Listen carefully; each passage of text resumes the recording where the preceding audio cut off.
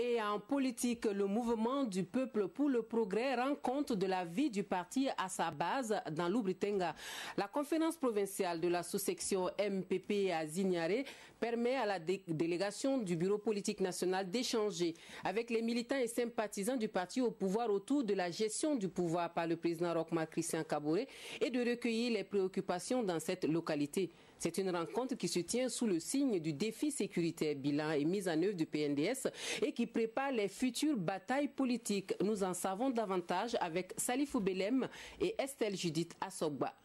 Bilan de la mise en œuvre du PNDS et perspectives, c'est sous ce thème que les militants et sympathisants de la sous-section MPP de l'Oubri-Tenga se sont apaisantis pendant plus de 4 heures d'horloge. D'un côté, les membres de la délégation et de l'autre côté, les militants et sympathisants qui n'ont pas marchandé leur déplacement. Il s'agissait ici, pour les membres de la délégation, de faire une analyse de la situation nationale, de porter l'information juste aux militants, de dresser un pré-bilan du PNDS et enfin d'évoquer les défis sécuritaires. Par rapport à ce que nous avons comme exécution, je peux dire que le bilan est déjà satisfaisant dans tous les domaines, que ce soit dans le domaine de l'éducation, dans le domaine de l'eau, dans le domaine des pistes, des routes. Je pense qu'il y a quand même un travail énorme qui est fait malgré le contexte sécuritaire et même avec les problèmes, les mouvements sociaux. Je pense que les Burkinabés dans leur ensemble apprécient positivement le travail du gouvernement. Nous avons tenté de mettre l'accent sur les réalisations au niveau provincial. Parce que souvent, les paysans ont l'impression que l'État ne fait rien pour eux et que les communes ou les villages sont laissés aux municipalités. Il faut que les gens comprennent que le maximum de financement qui intervient au niveau des collectivités provient de l'État et de ses partenaires. C'est ce que j'ai tenté de faire ressortir pour que les gens comprennent. Quand les maires disent c'est eux qui ont fait ça, c'est eux qui ont fait ça, mais d'où vient l'État?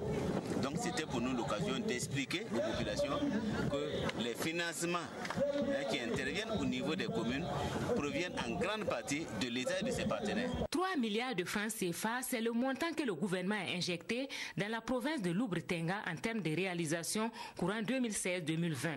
Un bilan jugé satisfaisant, certes, mais les militants pensent que le gouvernement peut faire davantage. Le travail est fait, même s'il est insuffisant. Il y a un travail qui est fait malgré le contexte sécuritaire et social qu'il faut bien préciser. Nous avons travaillé dans des conditions difficiles, mais heureusement, les acquis sont visibles. Ça, c'est déjà un point à noter. Et deuxièmement, demander la participation surtout des populations. Au niveau local, les attentes sont encore énormes. Vous avez suivi les débats, les gens veulent encore de l'eau, ils veulent des écoles, ils veulent des pistes. Les attentes sont énormes. Mais le développement d'un pays ne se fait pas seulement en 5 ans.